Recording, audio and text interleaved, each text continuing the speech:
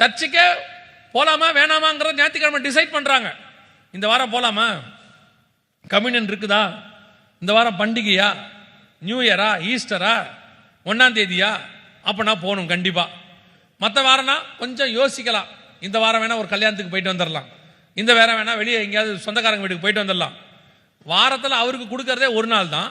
அந்த ஒரு நாள் வர்றதுக்கு யோசனை, அரை மணி நேரம் கூட வீட்டில் டைம் கொடுக்க மாட்டீங்க, ஒரு நாள் கூட கத்தர் கொடுக்க மாட்டீங்க. ஆனால் நீங்க சொல்லும் போது சொல்லுவீங்க, ஆண்டவராக இயேசு கிறிஸ்து வரும்போது முதலாவது நாங்கள் புறந்து போவோம். சும்மா ஏமாறிய போக மாட்டிய. இதே நிலைமையில் சபை இருந்தால் போகாது. சபை எப்ப போகும் தெரியுமா? இரவும் பகலும் அவருக்கு காத்திருக்கிற சபை தான் போகும். மனுஷகுமாரன் எப்பொழுது வருவார் என்று விழித்திருந்து காத்திருக்கணும், ஜெபத்தோட காத்திருக்கணும். அதுவும் இது கடைசி நிமிஷம், கடைசி செகண்ட்.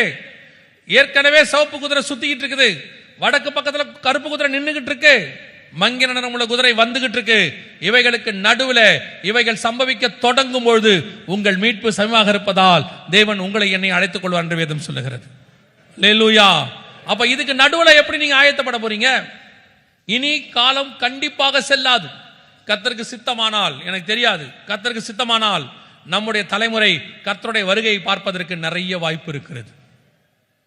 நெடுநாள் காத்திருந்த அந்த ஜீவ விருட்சம் நம்முடைய காலத்தில் வரப்போகிறது. ஆனா ஆயத்தமா இருக்கிறீங்களா? நமக்கு தேவனுக்கு ரொம்ப தூரம் இல்லை. எப்போ இஸ்ரவேல் ஒரு தேசம் உருவாச்சோ அவர் வாசப்படிக்கு வந்துட்டார். இப்போ அவர் வாசப்படி தான் நிற்கிறார். எந்த நிமிஷமும் கர்த்தர் உள்ளே வருவார்.